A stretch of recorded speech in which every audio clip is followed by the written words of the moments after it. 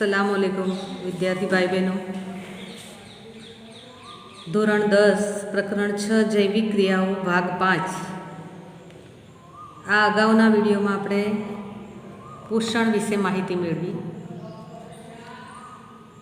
પોષણમાં મુખથી ખોરાક લઈ અને નાના આંતરડાની દિવાલમાંથી સરળ ઘટકોમાં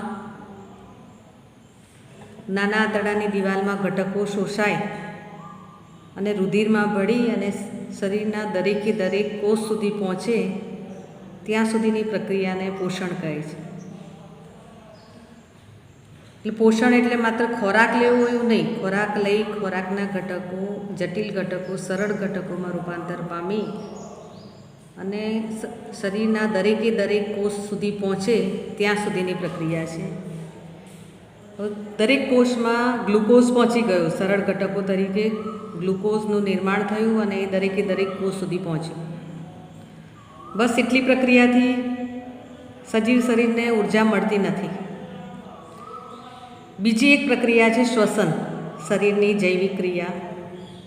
શ્વસનની પ્રક્રિયાને આપણે બે રીતે સમજાવી શકીએ। એક, ઉચ્છ્વાસમાં શ્વાસની ક્રિયામાં ઓક્સિજન હવા શરીરમાં લેવી, શ્વાસની પ્રક્રિયા દરમિયાન હવા શ્વાસમાં લેવી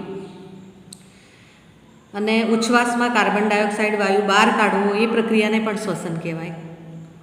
અને બીજી પ્રક્રિયા છે કે શરીરમાં હવા દ્વારા હવા ફેફસામાં પહોંચ્યા પછી ફેફસામાંથી શરીરના દરેકે દરેક કોષ સુધી ઓક્સિજન પહોંચે છે અને કોષમાં ગયા પછી એ ઓક્સિજન વડે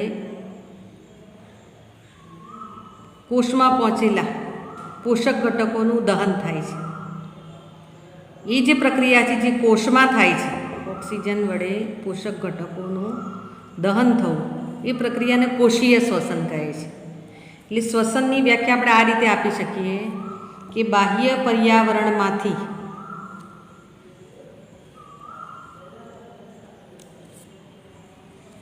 O2 ને ગ્રહણ કરી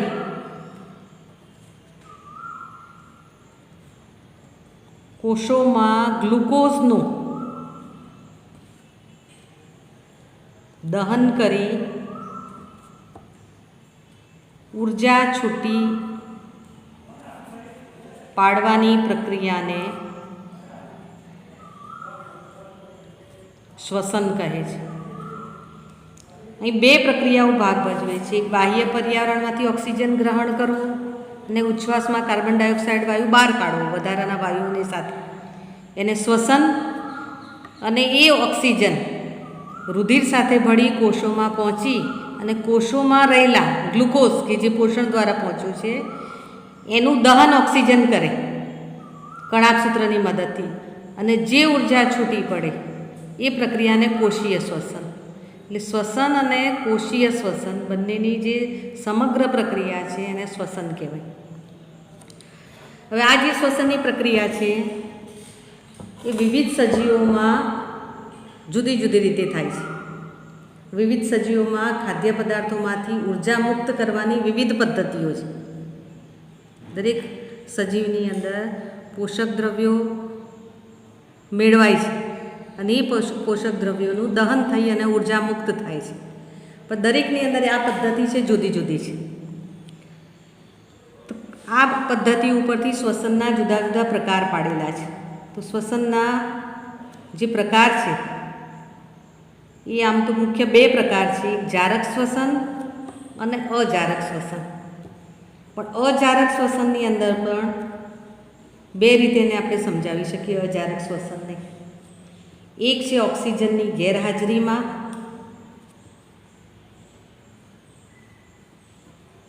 અને બીજું છે ઓક્સિજનના અભાવે।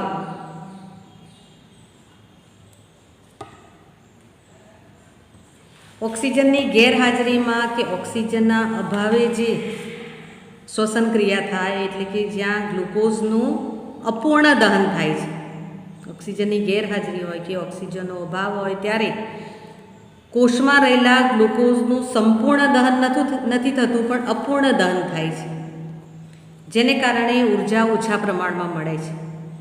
અને જુદા જુદા ઘટકો અંતે શ્વસનને અંતે મળે છે. તો એ જે પ્રક્રિયા છે એને અજારક શ્વસન કહે છે. તો અજારક શ્વસનની આપણે એક વ્યાખ્યા કરીએ તો જે શ્વસન ક્રિયા ઓક્સિજનની ગેરહાજરીમાં કે ઓક્સિજનના અભાવે થતી હોય એ શ્વસન ક્રિયાને અજારક શ્વસન કહે છે. અજારક શ્વસનને કારણે ઉત્પન્ન થતી ઉર્જાનું પ્રમાણ ઓછું હોય છે. હવે આ પ્રક્રિયા શ્વસનની પ્રક્રિયાનો બીજો પ્રકાર આપણે જોઈએ તો જારક શ્વસન. તો જે શ્વસન ક્રિયા ઓક્સિજનની હાજરીમાં થાય અથવા તો જે શ્વસન ક્રિયામાં ઓક્સિજનની હાજરી જરૂરી છે એ શ્વસન ક્રિયાને જારક શ્વસન કહે છે.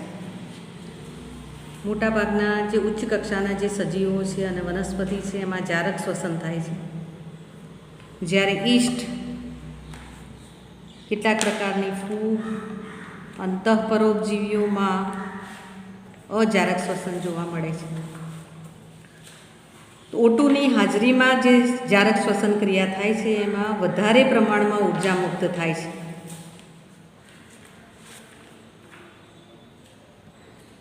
જારક શ્વસન અને અજારક શ્વસનનો તફાવત પરીક્ષાની અંદર પૂછાય છે.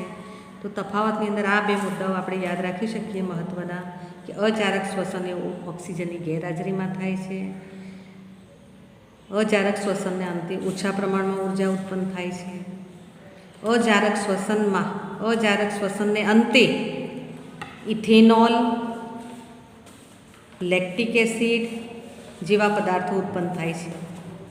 જ્યારે જારક શ્વસન છે ઓક્સિજનની હાજરીમાં થાય છે. જારક શ્વસનને અંતે વધારે ઉર્જા મુક્ત થાય છે. અને જારક શ્વસનને પ્રક્રિયાને અંતે કાર્બન ડાયોક્સાઇડ, પાણી અને ઉર્જા મુક્ત થાય છે. અજારક શ્વસનમાં જો વનસ્પતિજન્ય માધ્યમ હોય તો ઇથેનોલ ઉત્પન્ન થાય છે, અને જો પ્રાણીજન્ય માધ્યમ હોય તો લેક્ટિક એસિડ ઉત્પન્ન થાય છે.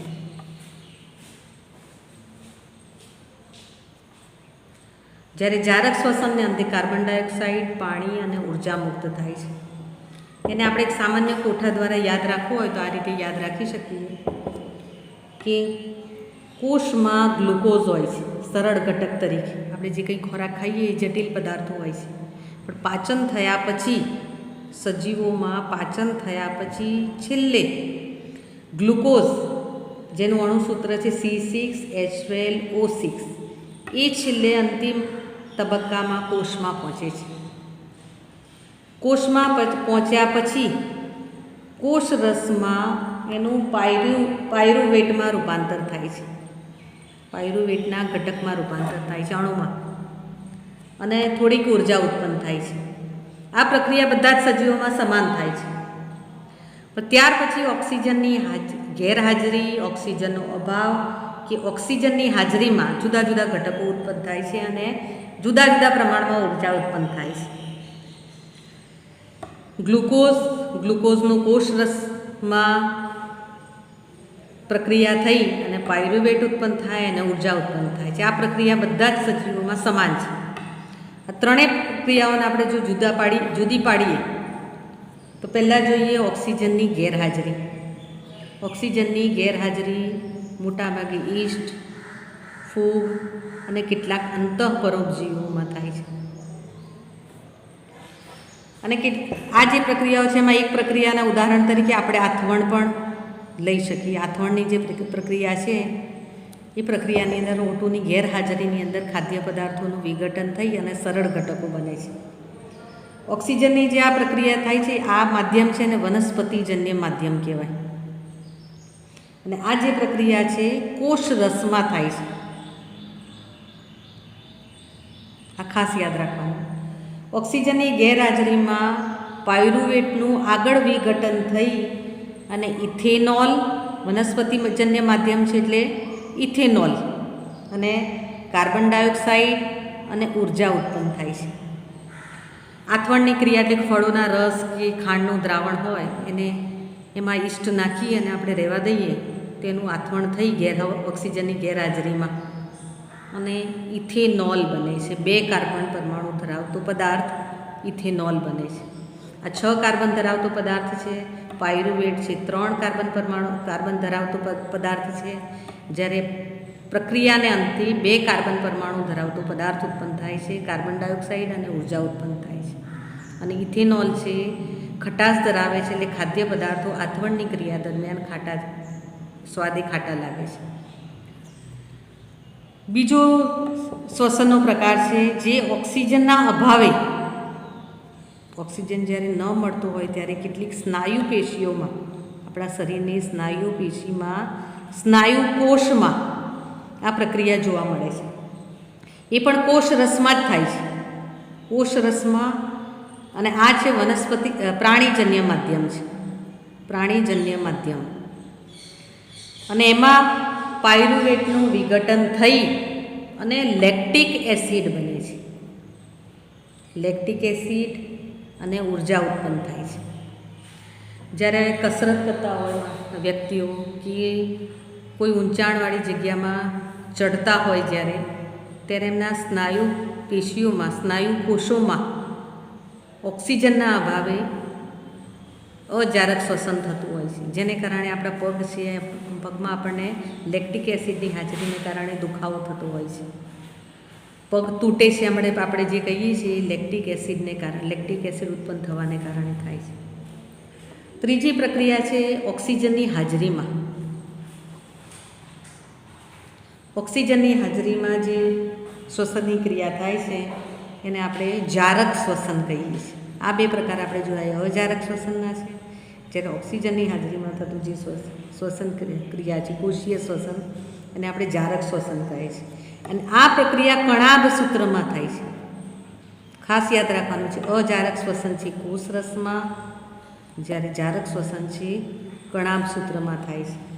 અને ઓક્સિજનની હાજરીમાં પાયરુવેટનું વિઘટન થતાં, દહન થતાં કાર્બન ડાયોક્સાઇડ, પાણી અને ઉર્જા ઉત્પન્ન થાય છે. આમ શ્વસન ક્રિયા જે છે એ શ્વસન ક્રિયાના પ્રકાર સમજાવો. એક પ્રશ્ન એ રીતે પૂછાય. વિવિધ સજીવોમાં ખાદ્ય પદાર્થોમાં ઉર્જા મુક્ત થવાની વિવિધ પદ્ધતિઓ, તો 3 પદ્ધતિઓને કોઠા દ્વારા યાદ રાખી અને વર્ણન લખવાનું, તો વર્ણન દ્વારા તમે સમજાવી શકો. અને ત્રીજો મુદ્દો, ગ્લુકોઝના વિઘટનના વિવિધ પરિપથ સમજાવો. ગ્લુકોઝના વિઘટનના વિવિધ પરિપથો સમજાવો. એને પણ આ રીતે સમજાવવાનું. આમાંથી 2 ગુણનો પ્રશ્ન પણ પૂછાય અને 4 ગુણનો પ્રશ્ન પણ પૂછાય. હવે અહીંયા શ્વસન ક્રિયાને અંતે જે ઉર્જા ઉત્પન્ન થાય છે એ અજારક શ્વસનમાં ખૂબ ઓછી ઉર્જા ઉત્પન્ન થાય છે, જ્યારે જારક શ્વસનની અંદર લગભગ 38 ATP એવું લખેલું હોય છે ઉર્જા ઉત્પન્ન થાય છે. ATP એ શું છે? તો ઉર્જાનું ચલણ છે. શરીરમાં, કોષમાં ઉર્જા મુક્ત થયા પછી ATP સ્વરૂપે સંગ્રહ પામે છે, એડિનોસાઇન ટ્રાઇફોસ્ફેટ. અને જ્યારે આપણા શરીરને જૈવિક ક્રિયાઓ માટે ઉર્જાની જરૂર પડે ત્યારે આ ATPના અણુઓ તૂટી અને ઉર્જાને મુક્ત કરે છે, અને આપણે એ ઉર્જાનો ઉપયોગ શરીરમાં વિવિધ ક્રિયાઓ કરવા માટે કરીએ છીએ. તો આને પ્રશ્નની રીતે તૈયાર કરી અને બરાબર સમજી અને યાદ કરવાનું છે. બોર્ડના પેપરની અંદર મેં તમને શરૂઆતની અંદર બતાવ્યું હતું કે આ વખતનું 2020ના બોર્ડના પેપરમાં જારક શ્વસન અને અજારક શ્વસનનો પ્રશ્ન પૂછાઈ ગયો છે. અને એ પ્રશ્નો છે એ 2 ગુણના પ્રશ્નમાં હતો, અથવાના પ્રશ્નની અંદર. એટલે બોર્ડની પરીક્ષા માટે પણ આ અગત્યનો પ્રશ્ન છે. અને જે આપણી આગળ એકમ કસોટી પૂછાશે એમાં પણ આ પ્રશ્ન ઉપયોગિતા રહેલી છે. અસ્સલામુ અલૈકુમ.